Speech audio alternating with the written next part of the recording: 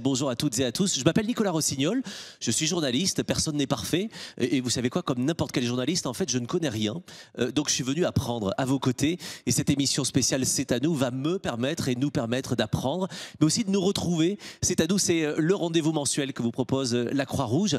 D'abord pour incarner, expliquer le fameux projet associatif auquel vous avez tous contribué, mais aussi pour aller plus loin sur les sujets qui vous concernent au quotidien.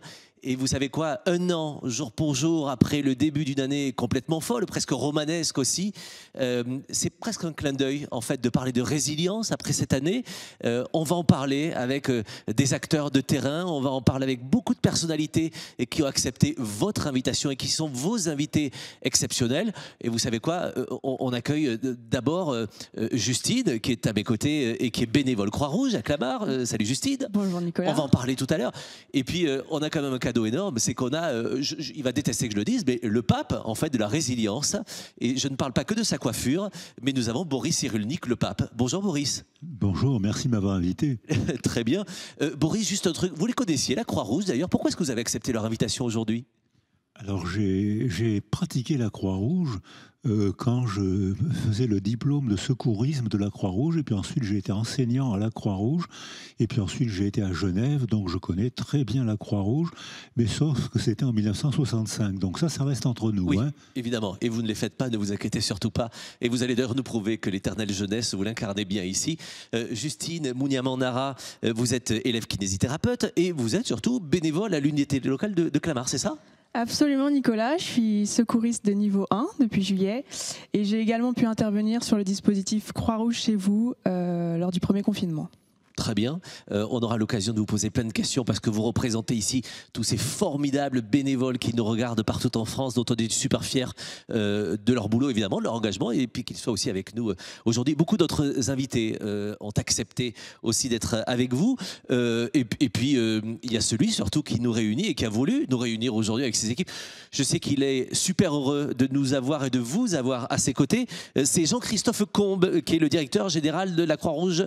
Jean-Christophe, on va faire comme si on était à l'autre bout du monde. Vous êtes sur Mars et moi sur la Lune. En fait, c'est pipeau, hein. Vous êtes juste derrière la vitre, derrière moi. Mais comme on doit garder une distanciation évidemment réglementaire, vous le savez, on vous a planqué derrière la vitre. Bonjour Jean-Christophe. C'est ça, bonjour. Jean-Christophe, vous allez venir me rejoindre évidemment dans quelques minutes sur ce plateau, évidemment, mais l'idée c'était de protéger bien sûr tous les invités, tous les intervenants. On aura l'occasion de venir vous voir régulièrement. Tout va bien pour vous, Jean-Christophe? Vous êtes content d'accueillir vos équipes aujourd'hui? Super, je suis ravi et je sais que ça va être un moment exceptionnel, donc j'ai hâte que tout se déroule comme prévu. Et alors, vous nous avez fait un joli clin d'œil, Jean-Christophe, avec vos équipes, en nous offrant cette émission, parce que, je le disais, un an jour pour jour, après cette année dingue qui a commencé pour nous avec des confinements, avec les détresses que vous connaissez, que vous rencontrez sur le terrain, les désastres parfois, les malheurs, et parfois aussi quelques joies. Mais je le disais tout à l'heure en introduction, c'est un peu une année romanesque que l'on a vécue. Et pour parler de résilience et de romanesque, il nous fallait le père de la définition de la résilience, Boris Cyrulnik. On va revenir dans quelques instants avec vous. Et puisque je parlais de roman, on a un invité incroyable qui va vous rejoindre dans quelques minutes. Restez avec nous jusqu'au bout parce qu'en fait il a accepté votre invitation. Alors lui il est à New York, mais il a voulu à tout prix passer ce moment avec vous, non pas uniquement en tant qu'écrivain mais aussi en tant qu'ancien bénévole de la Croix-Rouge. C'est Marc Lévy. Marc Lévy, l'un des auteurs français les plus vendus à travers le monde, sera avec vous tout à l'heure. Et je vous l'ai dit, hein, on a pris un journaliste donc qui connaît rien à rien, donc on s'est dit on va pas trop lui faire confiance. Alors j'ai besoin de votre complicité. Chez vous, vous allez pouvoir à tout moment poser les questions que vous souhaitez poser à nos invités. Je serai votre porte-parole sur le plateau. N'hésitez surtout pas à nous envoyer des petits coucous, des petits témoignages. Si on a le temps, passez une petite annonce si vous avez une voiture à vendre. Mais on sera surtout sur la thématique qui vous intéresse évidemment. Et je serai en votre nom le porte-parole de vos questions sur ce plateau. On avait une question avant de parler de résilience les uns et les autres. On avait envie de se dire que cet engagement, il est incroyable, celui que vous portez sur le terrain, celui que vous incarnez. Et puisqu'on va parler de résilience, on avait envie de savoir ce qui fait que vous vous levez le matin. Vous allez y répondre à travers vos questions et vos réponses, je le disais. On a un super facilitateur graphique qui est Florent, qui est avec nous. Coucou Florent, qui est en train de travailler sur une planche et qui va agrémenter nos débats avec ses dessins et avec son regard si particulier. Mais on vous a posé la question. Et vous, pourquoi vous levez-vous le matin? Voilà ce que vous répondez. Regardez cette vidéo.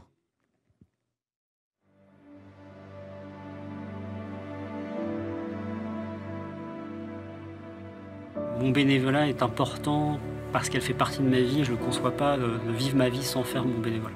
C'est toute la richesse de la Croix-Rouge et ce pourquoi je viens et pourquoi je m'investis autant, c'est la relation que l'on a avec l'humain, la relation que l'on a avec les gens, le retour que l'on a avec les gens. C'est quelque chose qui est au fond de moi. J'ai besoin d'aider, j'ai besoin de participer quand les gens vont mal, quand il y a quelque chose qui va mal. J'ai besoin d'être présente quoi, et de participer. C'est important pour moi parce que c'est une expérience humaine et de voir des gens en détresse, de les aider à travers des mots, des soins, des gestes. Le matin, j'enfile mon uniforme et je sais que je vais apprendre. Je sais pas comment, je sais pas quoi, mais je sais que je vais grandir. Le fait de pouvoir aider, échanger avec les gens et juste des fois de leur apporter un sourire, c'est quelque chose qui, moi, me rend vraiment heureuse. Ce qui me donne envie de faire ça, c'est vraiment la dimension humaine, la dimension relationnelle, d'accompagner aussi les équipes qui s'occupent de ceux qui prennent soin des autres. Venir en aide et donner du sens aux actions que je mène tous les jours.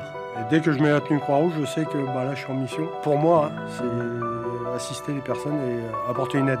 Peu importe l'aide, que ce soit psychologique ou autre.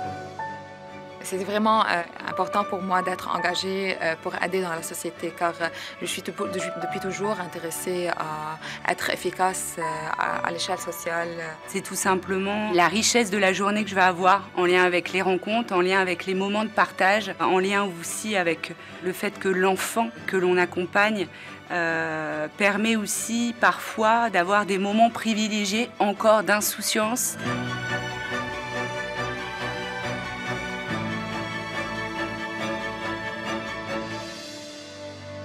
Me fait lever le matin à la Croix-Rouge, probablement le hasard des rencontres, la richesse des découvertes, et puis cette capacité que l'on a à la Croix-Rouge de transmettre cette parcelle d'humanité.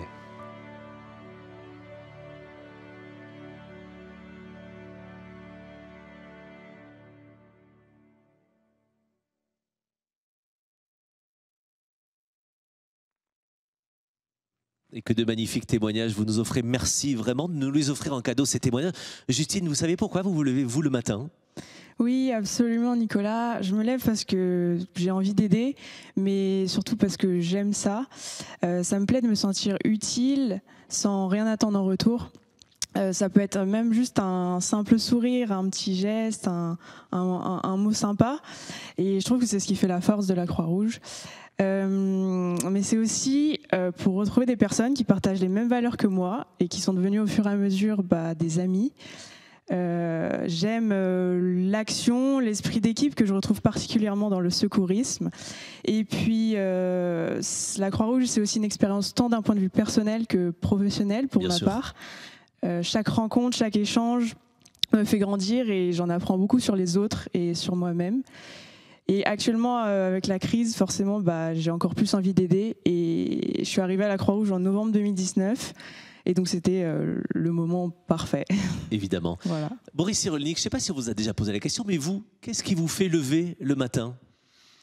Le plaisir de comprendre quelque chose, le plaisir de rencontrer quelqu'un, de découvrir un autre monde mental, c'est vraiment l'idée que je me fais de l'avenir, c'est déjà un plaisir anticipé.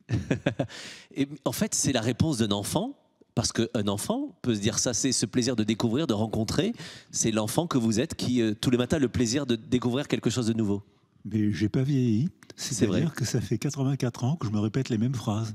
Non, je découvre votre jeune âge et merci de les répéter, de les incarner aussi bien. Jean-Christophe, vous qui êtes avec nous évidemment, qu'est-ce qui fait lever le directeur général de la Croix-Rouge française tous les matins ? Je crois que tous les témoignages qu'on vient d'entendre parlent d'eux-mêmes. Moi, je me lève tous les matins pour donner à ces gens la capacité d'exprimer leur engagement et d'aider les gens du mieux qu'ils peuvent. Voilà. Et je crois que voilà, c'est très éloquent. Et vous l'incarnez formidablement bien, parce que je le répète, mais derrière vous, Jean-Christophe, ce sont les milliers de collaborateurs et les dizaines de milliers de bénévoles aussi que vous représentez magnifiquement bien.